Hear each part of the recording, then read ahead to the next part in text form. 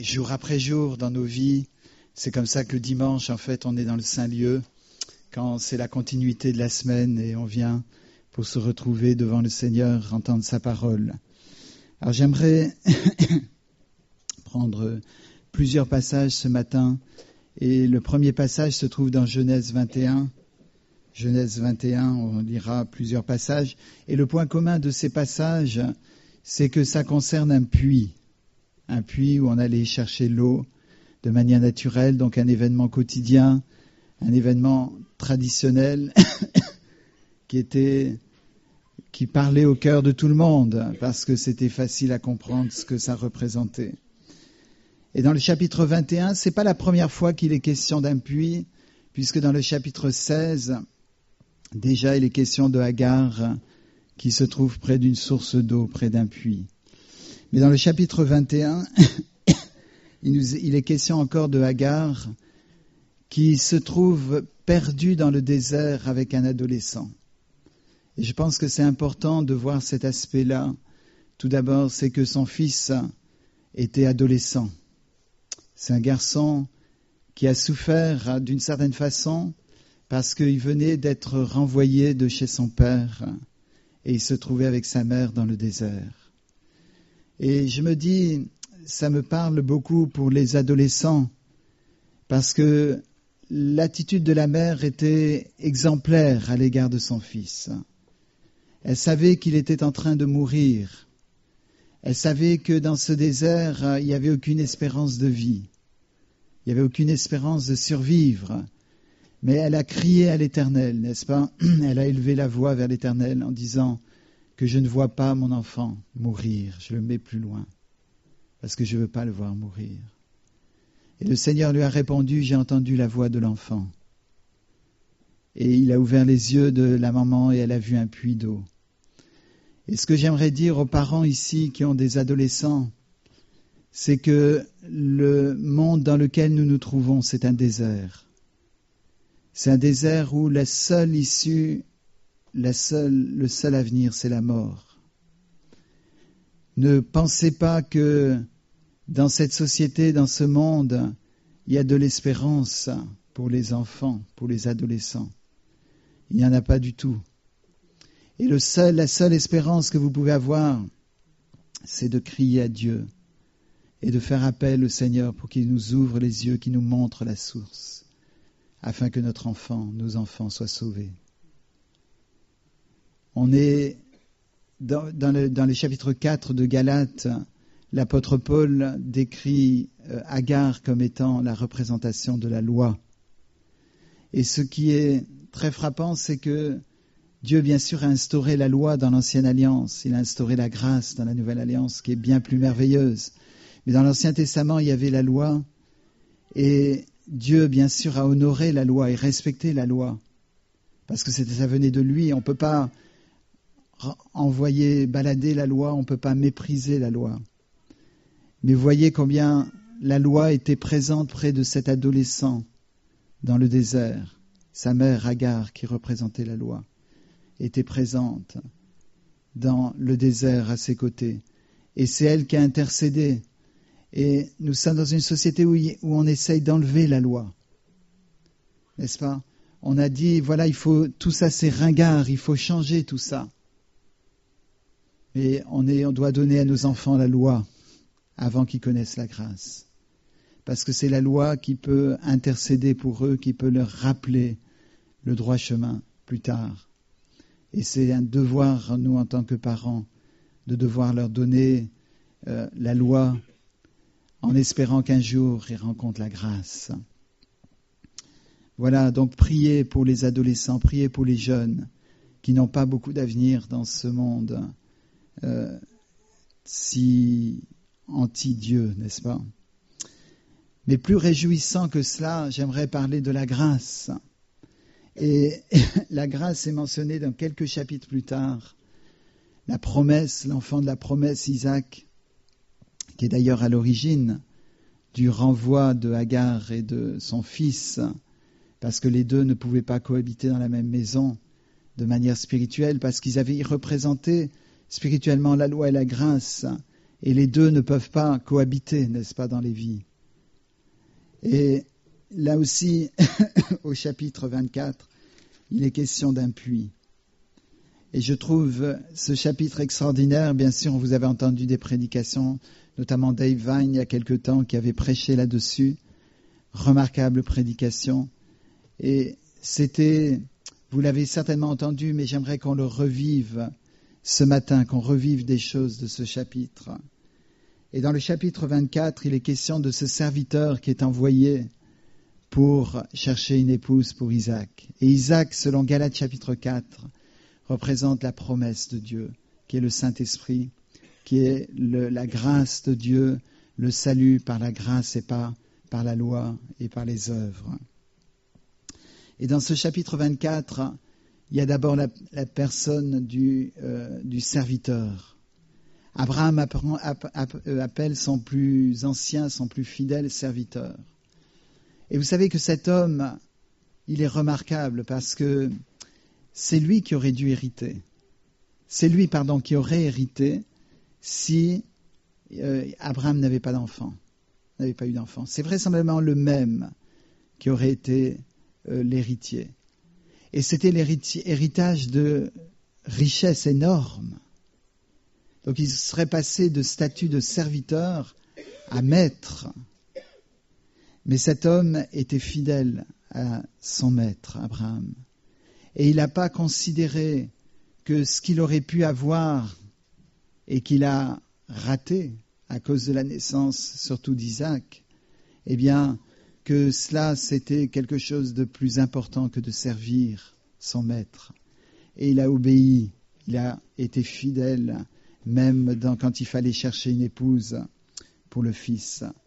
Et vous savez que bien sûr ce chapitre est souvent utilisé pour symboliser Dieu qui envoie ses serviteurs, qui envoie le Saint-Esprit aussi pour pouvoir constituer une épouse, pour pouvoir trouver une épouse qui est l'Église pour son Fils Jésus. Alors si c'est le cas, ça veut dire qu'on doit se retrouver dedans. On doit chercher à dire, Seigneur, qu'est-ce que tu veux m'enseigner dans ce chapitre ? Qu'est-ce que tu veux me dire ? Qu'est-ce que tu veux que je fasse pour te plaire, pour être vraiment uni à toi d'une manière particulière ? Et on voit plusieurs caractéristiques. Déjà du serviteur, mais aussi de celle qui s'appelle Rebecca et qui a été choisie par le Seigneur. Premièrement, le serviteur, il fait un long voyage pour aller chercher. Il cherche vraiment, il fait quelque chose. Parce que quand vous lisez le texte, vous avez l'impression qu'il ne fait pas grand-chose, sauf demander à la femme, donne-moi à boire. Et puis c'est elle qui puise de l'eau, c'est elle qui donne assez pour tous les chameaux, et les chameaux, un chameau, ça boit beaucoup. Et et lui, il regarde, il fait rien, mais il a fait beaucoup. Parce qu'il a obéi à son père, il a obéi à son maître, et il a fait ce long trajet pour arriver à l'endroit qu'avait indiqué son maître. Et c'est ça la part que son maître lui demandait. Mais ce que j'aime, c'est ce fait qu'il n'était pas agité là, près du puits. Il a juste fait cette prière. Seigneur, je te demande, je vais paraphraser, je vais le mettre en français courant. Seigneur, je te demande d'intervenir maintenant et de me montrer quelle est ta volonté. La femme à qui je demande à boire et qui me donnera non pas seulement à moi, mais aussi au chameau, eh bien, ce sera celle que tu as choisie. Et il n'a pas essayé de manipuler quoi que ce soit. Ça, c'est merveilleux. Combien on a besoin de connaître cette foi qu'avait ce serviteur, non pas de créer la situation, mais juste de prier, de demander à Dieu d'agir dans les situations et de le laisser faire de A à Z, de ne pas intervenir, de ne pas essayer de contrôler.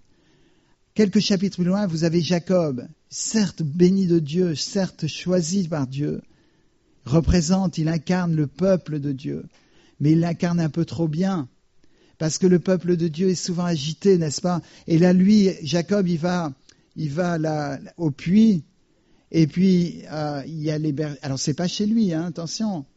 Il est étranger, là. Et il y avait des bergers qui étaient rassemblés. Il leur dit, mais qu'est-ce que vous faites? Et les bergers disent, la tradition ici, c'est qu'on attend tous les bergers. Et une fois que tout le monde est rassemblé, eh bien, on va rouler la pierre au-dessus du puits et on va puiser de l'eau pour leur... Jacob dit, non, ça va pas, ça. Enfin, je paraphrase aussi. Non, on va changer les choses. Alors, bien sûr, c'est parce qu'il voulait se trouver seul avec Rachel, qui voyait venir. Et donc, il a commencé à arranger la situation lui-même. Il a commencé à créer la situation par lui-même pour rencontrer Rachel. Et c'est lui qui a puisé de l'eau pour Rachel, c'est lui qui lui a donné à boire, etc., à ce troupeau, etc. Mais il a arrangé la situation. Il a changé les coutumes locales. Il a dit au berger, allez-y, servez-vous et puis allez-vous-en. Comme ça, je serai seul, ça voulait dire avec Rachel. Et on ne doit pas faire ça. Et je pense que le peuple de Dieu est souvent tout à fait agité. N'est-ce pas? Il est en train d'essayer de faire des efforts, faire des œuvres pour que Dieu agisse.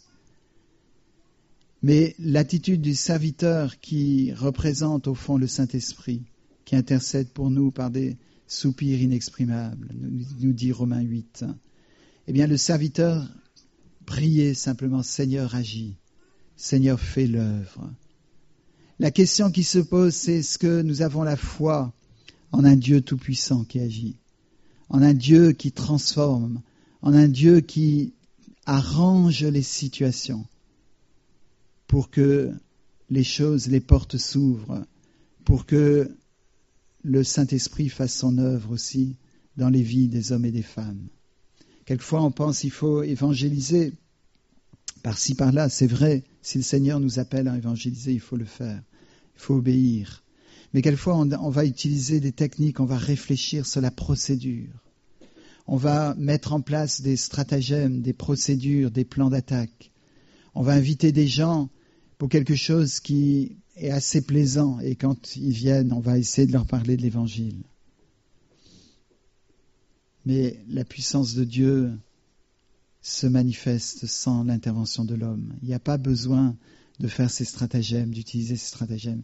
Qu'on laisse la puissance de Dieu agir et on verra ce que ce serviteur a vu. Il avait à peine fini de prier. Quelquefois on pense, le Seigneur, il faut prier beaucoup. Le Seigneur, il va intervenir, mais il va falloir attendre encore quelques années.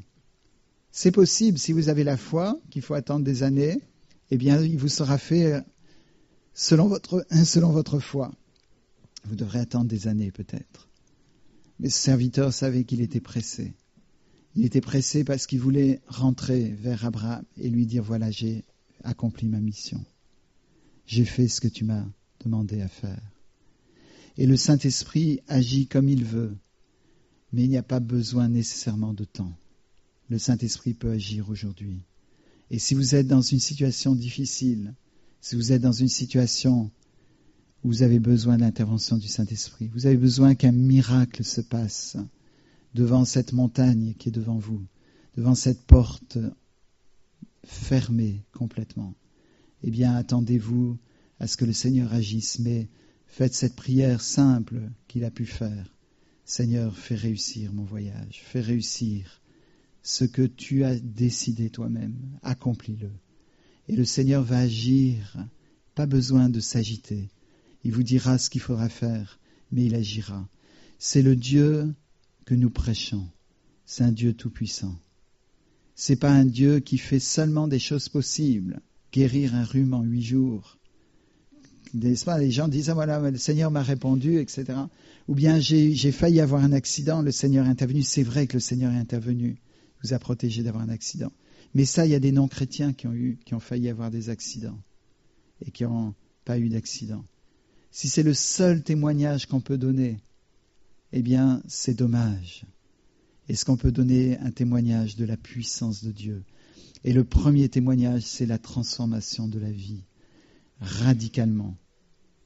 Il y a des choses que l'on voudrait arranger dans nos vies. Il y a des problèmes desquels on voudrait se débarrasser. Mais on a besoin que l'Esprit de Dieu agisse, que la puissance de Dieu agisse et débarrasse de nos vies ces choses.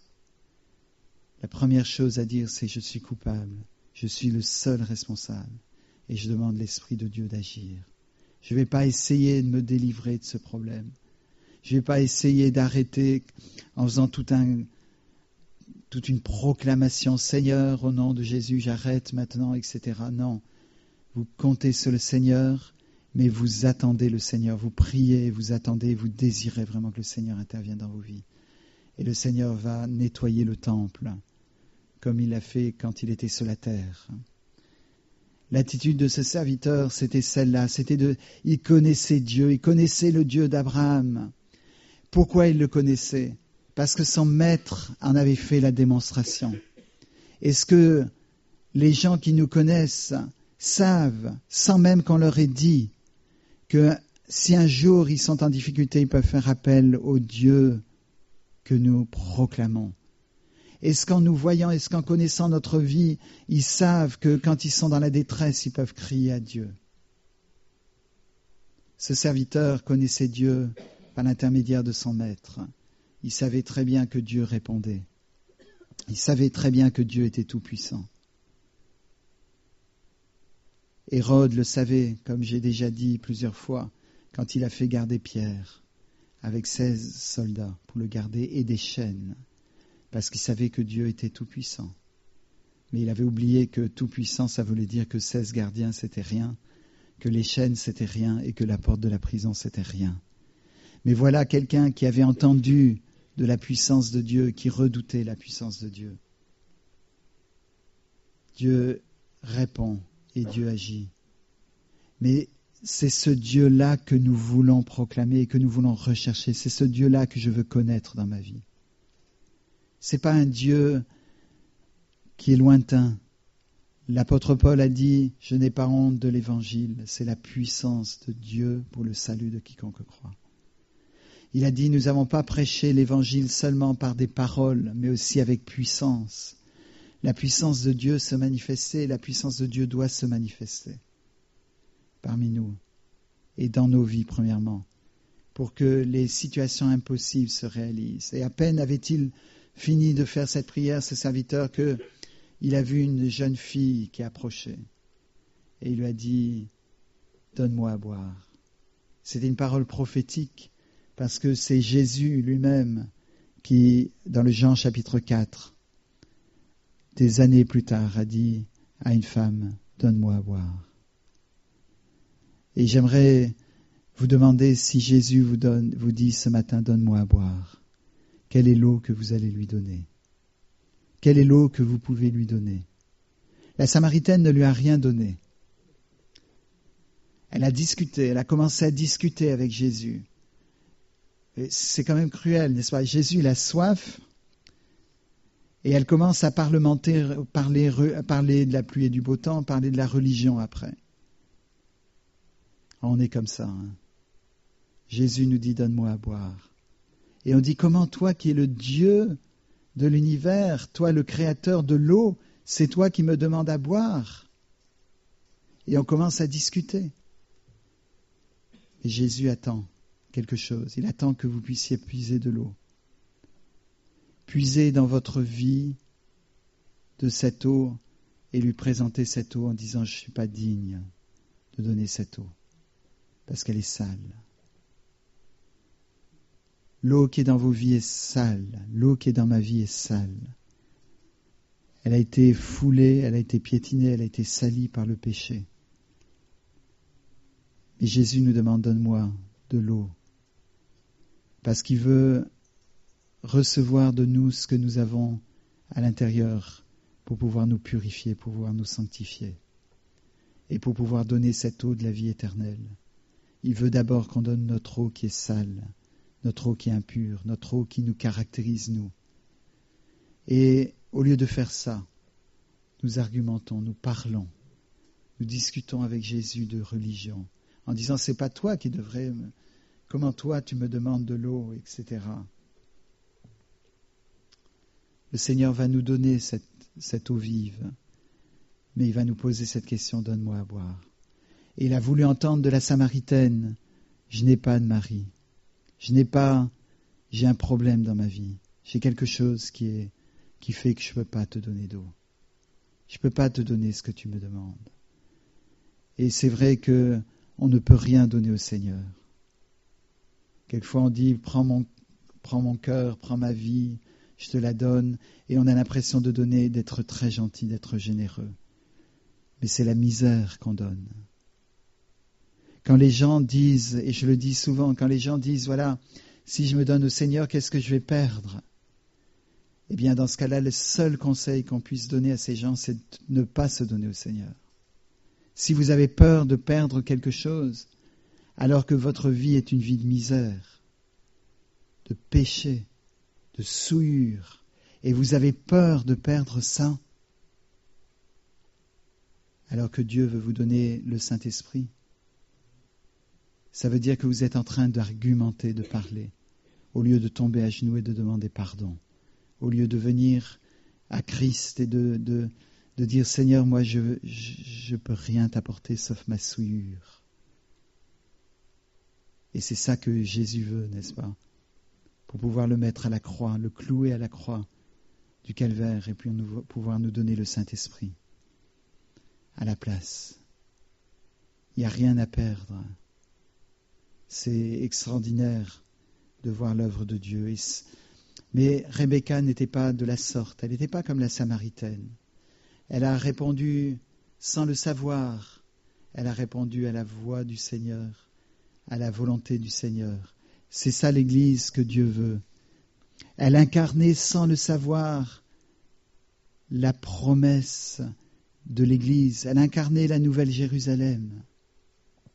Je sais que c'est Sarah qui l'incarne dans Galates chapitre 4. Mais Isaac est l'enfant de la promesse, représente Jésus-Christ et celle qui a été unie et c'est pour ça qu'il fallait qu'elle soit la seule femme d'Isaac. Celle qui était unie à Isaac, c'était donc Rebecca. Et en obéissant tout de suite, elle aurait pu dire, voilà, non, moi je te donne à boire parce que tu as l'air d'être fatigué, d'avoir soif, mais les chameaux, c'est un peu trop. Elle a fait plus que ce que lui demandait le serviteur. Il lui a demandé, donne-moi à boire. La question, c'est de savoir si chacun d'entre nous, nous sommes prêts à faire pour le Seigneur ce qu'il a en vue pour nous, ce qu'il veut que nous fassions. Est-ce que ce matin, on répond au Seigneur, Seigneur, je veux faire ta volonté. Je veux ce que tu me demandes, je veux le faire. Ce que tu me demandes à faire, je veux le faire pleinement. Je ne veux pas faire juste un peu. N'est-ce pas, dans les évangiles, Jésus dit, si on te demande de faire 1000, fais-en 2 pour la personne qui te demande. Ne te détourne pas de ton semblable. S'il te demande quelque chose, donne-lui. Et est-ce qu'on a cette attitude que cette femme avait? C'est pour ça qu'elle a pu représenter, qu'elle peut représenter l'Église. Et dans l'Église de Christ, il n'y a que ceux qui sont prêts à accomplir la volonté de Dieu. C'est merveilleux d'entendre comme le témoignage de tout à l'heure, de quelqu'un qui décide, moi je veux faire la volonté de Dieu, je veux être prêt à quitter ma culture pour vivre des risques, des choses risquées. Je ne sais pas où je vais aller, mais je vais le faire. Et on verra ce que Dieu a en réserve. Et c'est Dieu qui va agir, qui va ouvrir les portes, qui va utiliser. C'est le Seigneur qui est fidèle, le même qui a répondu là, le même qui va répondre au XXIe siècle. C'est extraordinaire de voir sa puissance. Alors, quand il a vu l'accomplissement de la prière, quand il a vu comment Dieu agit, il n'avait plus de doute dans son cœur. Il n'avait plus de doute. Et c'est tellement merveilleux quand les gens peuvent témoigner en disant « La manière dont Jésus a intervenu dans ma vie, je n'ai plus aucun doute, je suis sauvé, je sais. Je sais, l'aveugle pouvait dire, on le dit souvent, je ne sais pas grand-chose, mais je sais que j'étais aveugle et maintenant je vois. Pas besoin d'être lettré pour cela, pas besoin d'avoir fait des études. Les théologiens sont souvent des ignorants de la puissance de Dieu. Pas tous, évidemment, ça serait très grave de dire ça.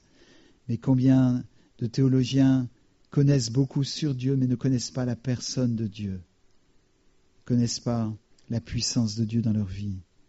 Mais la puissance de Dieu, c'est ça, que ça donne une évidence. Oui, je sais.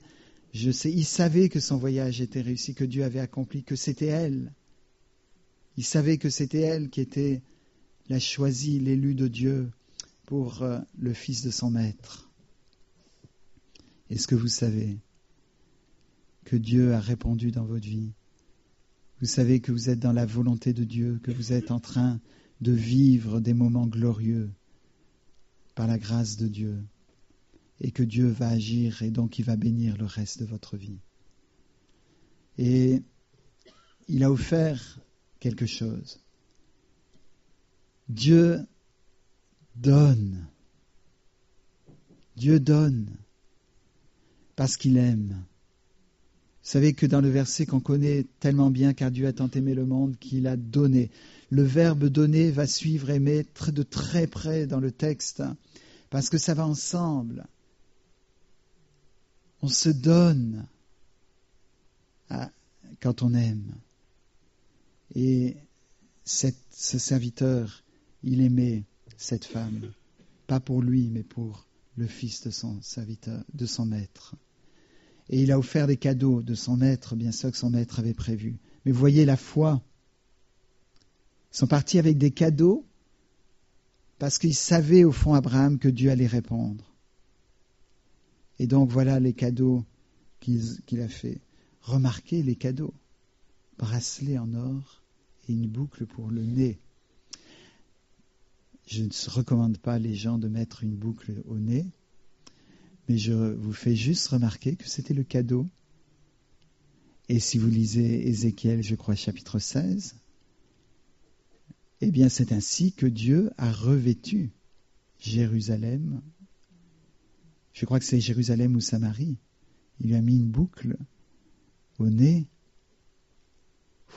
C'est du piercing, ça. Alors ne le faites pas, parce que culturellement, il y a un sens. Mais on doit réfléchir aussi à ce qu'on dit, n'est-ce pas, quelquefois. Quand on dit, voilà, il ne faut pas qu'il y ait ceci, cela, catégoriquement, eh bien, il faut savoir que c'est culturel aussi, certaines choses. Et le cadeau, quand elle a reçu ça, elle a couru annoncer ça dans sa famille. Elle a couru annoncer la nouvelle. J'ai reçu du Seigneur quelque chose, je viens d'accomplir, je ne l'ai pas fait exprès, j'ai été naturel, et le Seigneur a agi, le Seigneur est en train d'accomplir quelque chose que je ne saisis pas encore.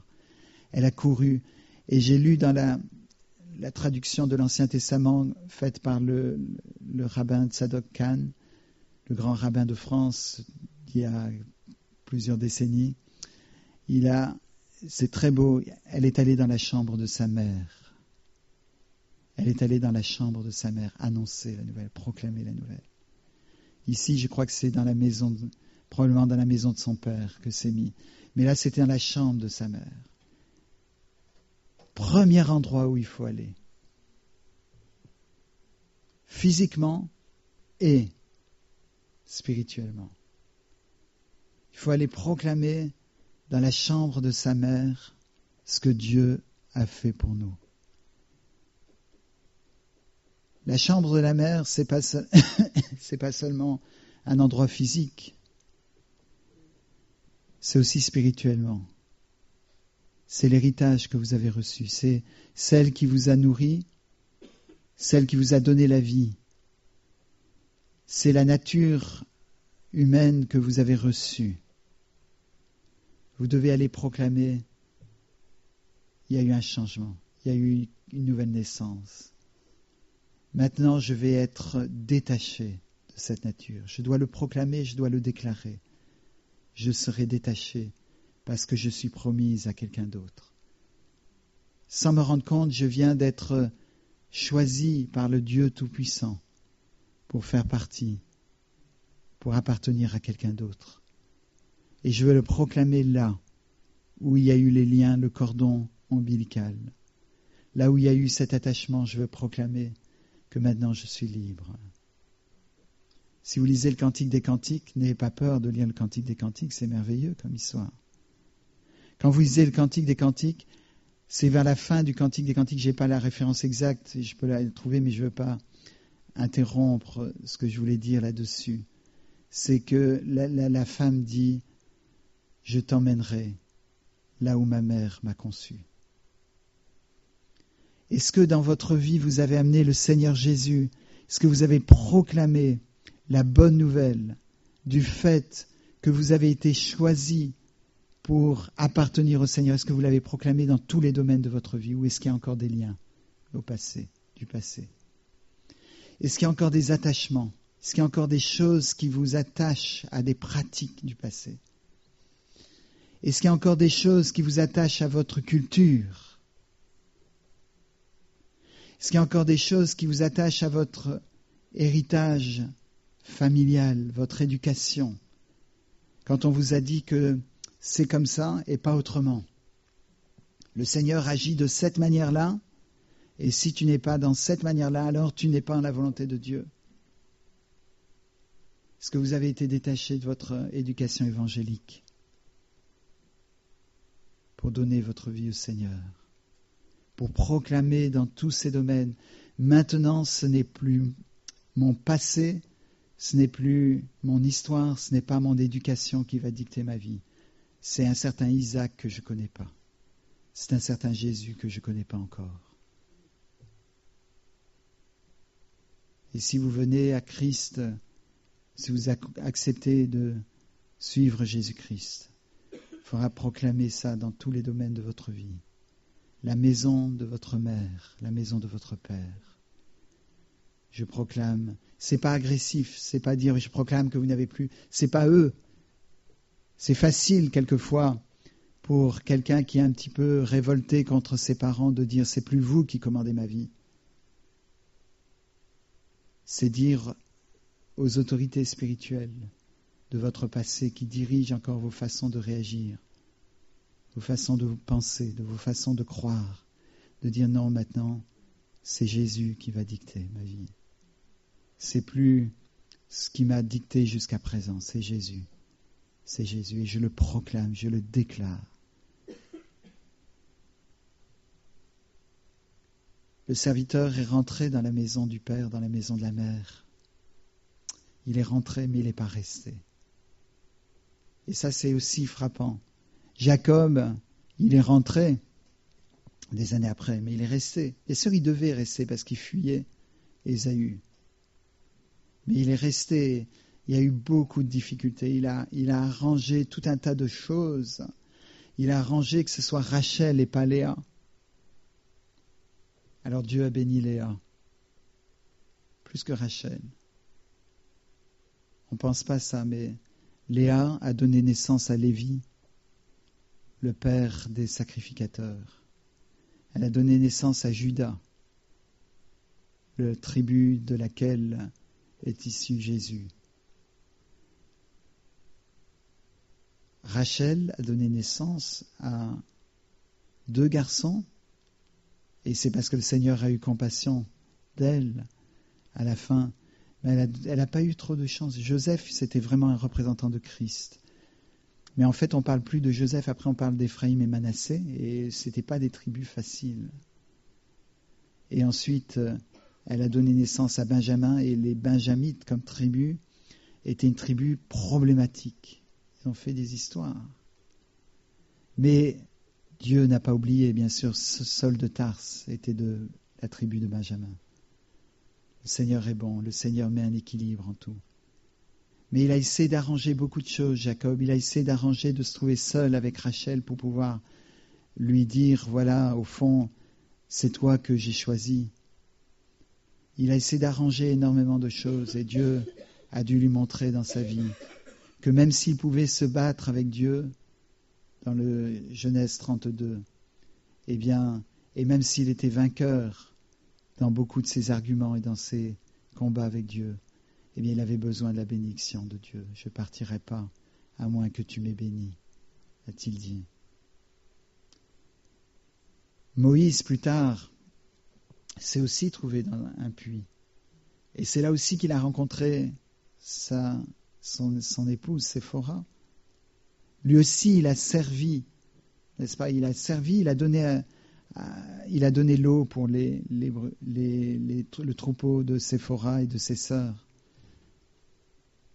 Il faut juste agir comme Dieu veut qu'on agisse. Il n'y a pas de modèle, il n'y a pas de modèle unique.